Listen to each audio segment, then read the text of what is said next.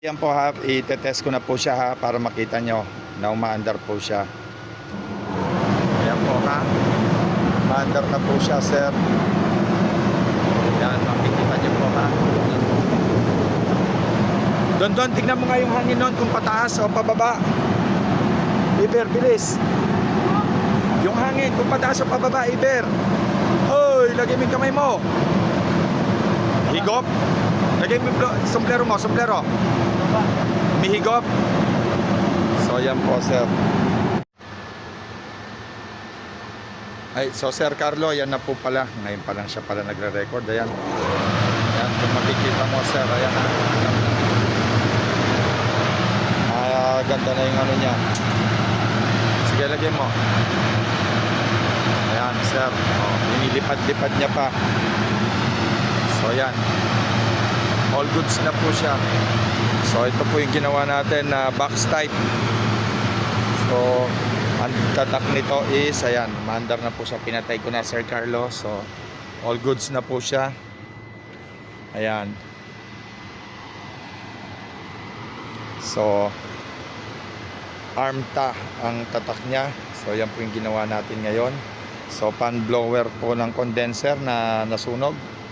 Ating rewind and then okay na siya. Armta ang ating ginawa. So maraming salamat Sir Carlo. So Sir Carlo, so tinrobol na namin lahat. So nakita namin nginat-ngat ng daga yung mga wiring. Ayun. So nag-wiring na rin kami. Ayan na siya. So chinek na namin to. Lahat to okay naman na.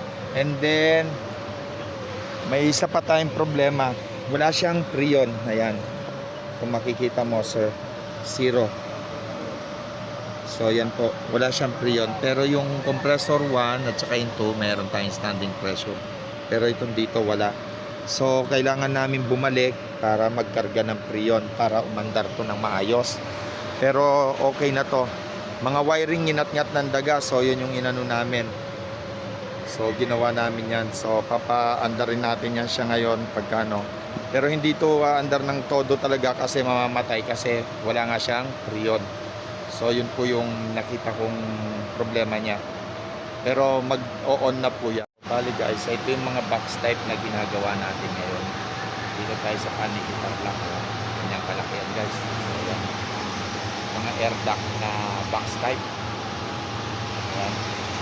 So kita natin yung problema. Yung una, sunod yung fan motor, sira yung bearing ng fan motor, shafting. So napariwind na natin, napapalitan na ng bearing, pina-repair na natin yung shafting niya, napalitan na. So nung i-on natin, so may trouble siya. So ang naging trouble natin ng una, tinesting natin yung kanyang indoor o yung ating tinatawag na display board. Yung display board natin sa loob, may display board yun.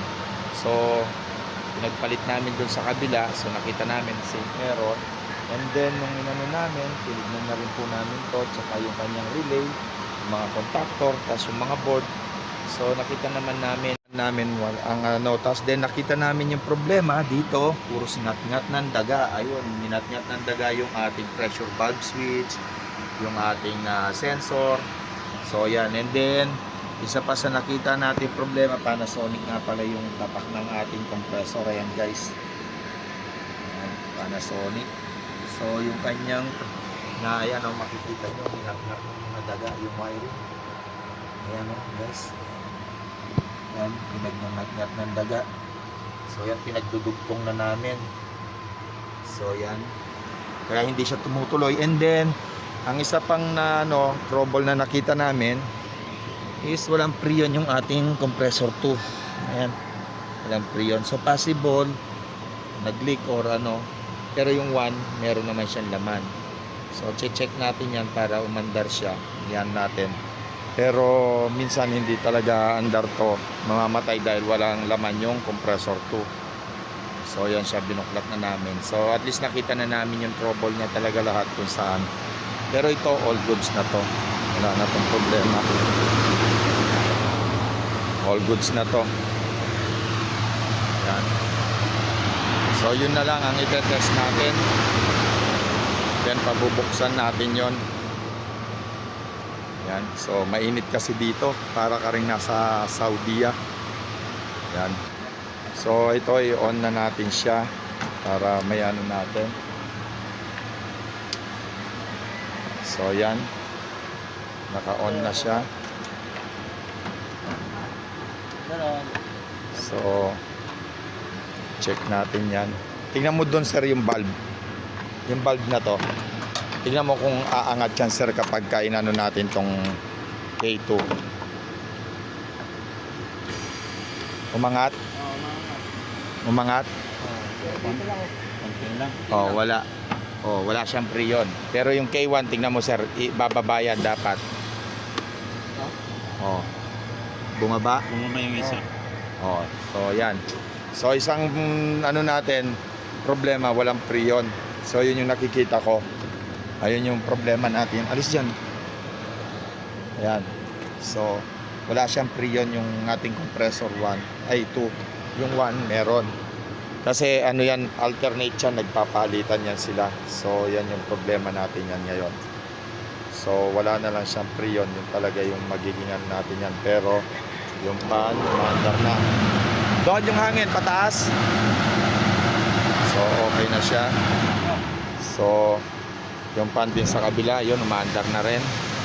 So okay na lahat. So preyon na lang yung magiging ano natin dito, problema. So yan, umaandar na siya lahat. So na-trace namin yung problema. Yun, yung mga anong ginat-ngat ng daga yung ng mga wiring natin. So tin-trouble ko yan. So katatapos lang namin ngayon. Ito, witness si sir. Anong pangalan sir? Si Sir Christian ang witness natin. And then walang preyon yung ating compressor 2. So kailangan namin balikan to para may ano. So mamamatay din yan, tendency mamamatay dahil may trouble tayo na walang preyon. So kailangan pa po ng charging preyon. At saka sir, marumi na. Marumi din yung ano to. Ayan, mandar na sir. Oh. Ayan, all goods na sir ha.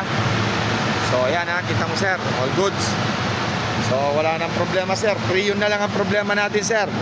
So papatakpan ko na to lahat. Ayan, all goods na po. So ito oh, naka-zero oh, walang preyon sir. Makikita mo, walang preyon yan. Pero yung isa sa taas meron, yung compressor 1. Yan ang umaandar ngayon. Yan. So all goods na sir ha. So sa awa ng Diyos, natapos din. Nakita rin namin yung problema. Hinimay ko po talaga lahat yan. Pagod na pagod si Sir Christian tsaka si Sir, anong pangalan nun? Sir Hagupit? Si Sir Hagupit. Ayun yung isa namin, si Mama Samasa. Ayan, si Mama Samasa. Mahilig po yan sa Mama Samasa, kaya nandun siya. Yan guys, so maraming salamat sa ano. O sige po, hanggang dito na lang. Tapusin lang natin yung 2 minutes para mayan natin, mapakita natin na okay na talaga siya, na hindi na namamatay.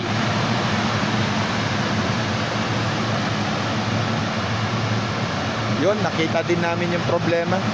Ngat-ngat lang ng daga talaga yung mga mababait. O sir, okay na sir ha. Okay, thank you. Makita mo niyan yung ano mo sir, pa-vlog ko na to.